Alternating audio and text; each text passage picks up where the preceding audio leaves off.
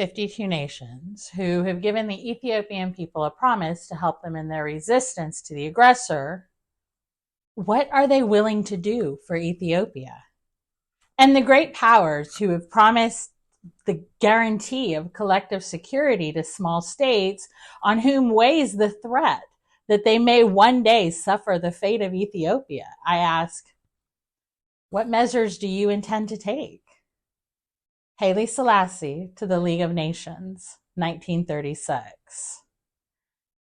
2022 recorded the highest number of deaths in conflicts since the Rwandan Genocide in 1994, with the dubious top spot for bloodshed being the 100,000 people killed in the Tigray conflict in Ethiopia. Of course, that number doesn't tell the whole story. It's merely deaths in combat. On a wider scale, that particular conflict was responsible for more than 600,000 civilian deaths due to the conditions the conflict created. 2023 was a bit better. A tentative peace had been signed in Tigray, but the conflict spilled over into other Ethiopian states and is still ongoing there. Not to mention the spillover into Sudan and Somalia, and conflicts in nearly every other part of the globe.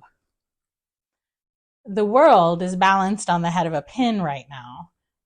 And it's no wonder that there are record numbers of people reporting a feeling of existential dread as they go about their daily lives. A quick Google search shows that an awful lot of people are using the expression, waiting for the other shoe to drop. Even those who track the shattering of the world can't give a precise prediction on what will happen and when. And so it's no wonder that people wait nervously and wonder. Even the way wars are waged is undergoing an enormous change right now, as described by the Indian Major General Jadavir Singh.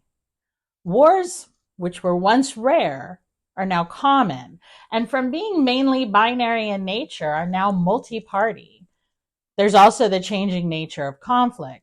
Wars now tend to be fought between states and armed groups committed to different causes with access to relatively advanced weaponry and other forms of technology, as well as money and material from other states who function on the principle of plausible deniability.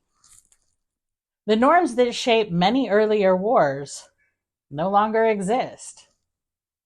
But, of course, this is not the first time that the world has ushered in a horrifying new era through warfare, not by a long shot. We can usually look to history to find some parallel to current events because the truth is that humans really aren't all that creative about inventing new scripts. And as it turns out, one of the places we can see this play out in history is also Ethiopia. This time in 1935 and 1936. The Italian invasion of Ethiopia was on a scale unlike anything ever seen before. Planes swooped through the sky, dropping loads of gas on fleeing civilians, burning and killing everyone in their paths. Red Cross hospitals and ambulances were bombed. The weaponry at Italian disposal was more lethal than anything yet seen on the battlefield, and it was used in the cruelest of ways. Emperor Haile Selassie appeared before the League of Nations, reported the tactics of the Italian invasion, and he ended with this. I ask the 52 nations who have given the Ethiopian people a promise to help them in their resistance to the aggressor, what are they willing to do for Ethiopia? And the great powers who have promised the guarantee of collective security to small states on whom weighs the threat that they may one day suffer the fate of Ethiopia, I ask, what measures do you intend to take? But as horrific as the invasion itself was, much worse was to come. On February 19, 1937, Marshal Rodolfo Graziani, the Viceroy of Italian East Africa, made a scheduled appearance to distribute alms to the poor. Two Eritrean students chose that moment to score a guerrilla victory over the Italians. They threw several grenades at the Italian leaders. It didn't kill any of the Italians, but they did wound some quite severely. The carabinieri present immediately began shooting into the crowd, and a bloodbath began. Orders were quickly given by the federal secretary, who proclaimed, "Comrades, today is the day when we will show our devotion to the Viceroy by reacting and destroying the Ethiopians for 3 days. For 3 days, I give you carte blanche to destroy and kill and do whatever you want to the Ethiopians." The order was later reinforced by Graziani himself from the hospital. "You are to punish without pity all persons found in possession of arms and ammunition. I instruct you to burn not only their houses, but also the persons themselves." Estimates of the dead vary according to the origin of the source, but it seems likely that at least 19,000 people were killed over 3 days, 20% of the population of Addis Ababa. Dr. Ladislav Sava, who witnessed the savagery of the killings, described them this way. "The greatest slaughter began after 6 in the evening. During that awful night, Ethiopians were thrust into lorries, heavily guarded by armed blackshirts. Revolvers, truncheons, rifles, and daggers were used to murder completely unarmed black people of both sexes and all ages. Every black person seen was arrested and bundled into a lorry and killed, either in the lorry or near the little Gebi, sometimes at the moment when he met the black shirts. Ethiopian houses and huts were searched and then burned with their inhabitants inside. To quicken the flames, benzene and oil were used in great quantities. The shooting never ceased all night, but most of the murders were committed with daggers and blows, with the truncheon to the head of the victim. Whole streets were burned down, and if any of the occupants of the houses ran out from the flames, they were machine gunned or stabbed with cries of "Duce, Duce, Duce" from the lorries in which groups of prisoners were brought up to be murdered near the Gebi. The blood flowed onto the streets. And again, from the lorry, we heard the cry, "Duce, Duce, Duce." The opportunity was also taken to eliminate the Ethiopian intellectuals who had been schooled in Europe and the United States. Already held in prison, they were subject to a sham trial the first night of the murder frenzy and immediately killed. The massacre came to be known as Yekatit 12, the date it began according to the Ethiopian calendar. The actions taken were not confined to the namesake date, however.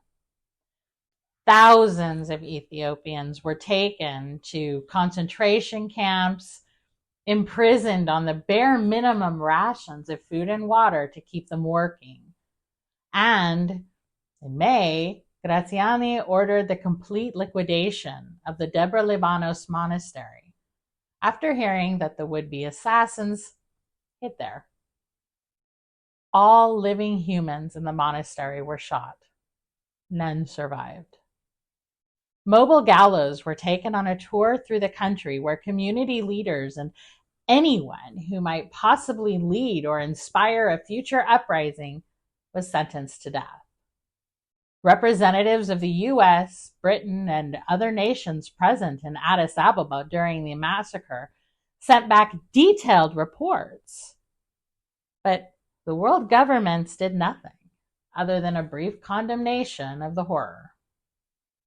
Sylvia Pankhurst reported heavily on these actions, But the problem was, the world just didn't want to listen. The invasion of Ethiopia by Italy was just one of the events moving the world inexorably toward World War II in the 1930s. And it's often overlooked or glossed over in histories today. But the remaining message of that time and that place was well phrased by W.E.B. Du Bois. If Italy takes her pound of flesh by force, does anyone suppose that Germany will not make a similar attempt? It's important for anyone studying history not to overreach and declare at every moment that whatever event is being discussed is exactly like what happened here, there, or then, and that what will follow will be exactly like that, or later, or thus. And we also need to be very careful in choosing our parallels. If every person we dislike is Hitler or Stalin, it rather dilutes what Hitler and Stalin really were. But as well, the idea of history as a turning wheel is nothing new, and it is punctuated with hundreds of sayings accounting for these patterns that seem to be stuck on repeat. Everything old is new again. There's nothing new under the sun. Plus ça change, plus c'est la même chose. The past doesn't predict the future, but it is the prologue. A full analysis of the Italian invasion of Ethiopia would take days to properly discuss. And although I'd absolutely be up for a marathon discussion of cyclical history some other time, this particular episode of History She Wrote must come to a close. Perhaps it would be most fitting to end, as we began, with the words of Emperor Haile Selassie, this time from his 1963 address to the United Nations. The preservation of peace and the guarantee of freedoms and basic human rights require courage and continuous vigilance. Courage to speak and act, and, if necessary, to suffer and die for truth and justice. Continuous surveillance that even the smallest violation of international morality must be detected and corrected. These lessons must be learned over and over again by each future generation. And that generation is indeed fortunate if it learns from others, rather than from its own bitter experience. This organization and every one of its members has an overwhelming and fearful responsibility. Absorb the wisdom of history and apply it to current problems so that future generations can be born, live, and die in peace.